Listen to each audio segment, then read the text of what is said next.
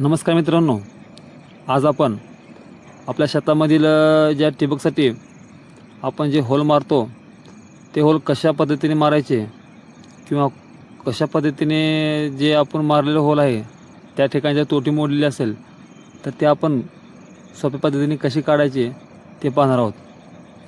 तर आपण हाताने जे मारत असताना आपल्या हाताला फोड देखील येतात, परंतु आपण आधुनिक यंत्राचा वापर करून ते सोप्या पद्धतीने बसवणार आहोत. चला तर मग पहिल्यांदा आपण हे आपण होल करण्यासाठी जे आपण बाजारातून आणलेलं आहे त्याला आपण कट केलेलं आहे आणि ह्या ड्रिल मशीनमध्ये आपण त्याला फिट करून घेणार आहोत. अशा पद्धतीने आपण या ड्रिल मशीनमध्ये फिट करून पहिल्यांदा घ्यायचं आहे.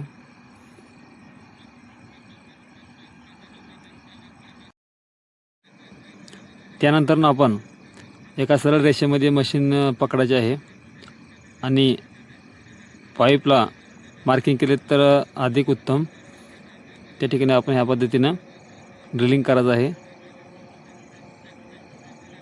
हे आता आपण ह्या ठिकाणी होल मारून घेतलेले आहे.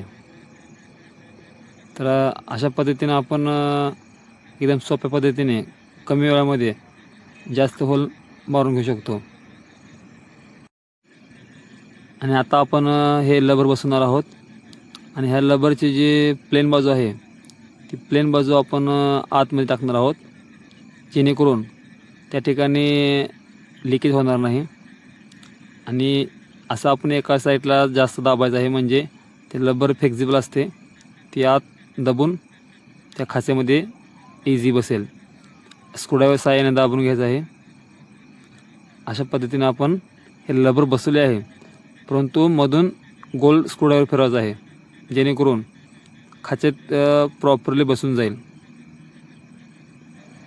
अशा पद्धतीने या ठिकाणी प्रॉपरली हे जे लबर आहे ते बसलेले आहे. आता ह्या लबरमध्ये आपण जे आपली तोटी आहे किंवा तुम्ही जे त्याला टेकआउट म्हणता ते आपण या ठिकाणी बसून घेणार आहोत. अशा सरळ आपण पकडायचा आहे आणि याच्यामध्ये पूर्ण प्रेस करून गोल गोल फिरवायचं आहे. हे पूर्ण बसलेले आहे. अशा पद्धतीने पाईप बसलेला आहे. आता त्यानंतर आपण जो आपण तोटी लावलेली आहे ती तोटी जर मोडलेली असेल तर ती मोडलेली तोटी कशी काढायची ते पाहूया. तर या ठिकाणी आपल्या जी जुनी पाईप आहे त्या पाईपची तोटी अशी मोडलेली आहे की आपण पकडणी काढू शकत नाही किंवा ठोकणी काढू शकत नाही. अशा वेळेस आपण एक्स्ट्रा फ्रेमने ह्याला असं व्यवस्थित कट करून घ्यायचं आहे पहिल्यांदा.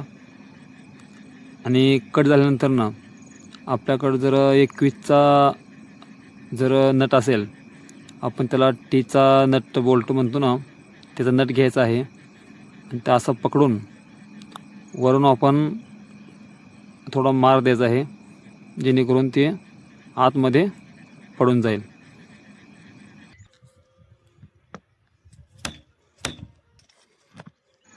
अशा पद्धतीने ठोकून आपण ते आतमध्ये पाडलेलं आहे. आणि नंतरनं पाईपलाईन चालू केल्यानंतर त्याला आपण त्या बाजूने बाहेर काढून टाकायचं आहे, जेणेकरून पुन्हा ते कशातही अडकणार नाही. अशा पद्धतीने ते निघालेलं आहे.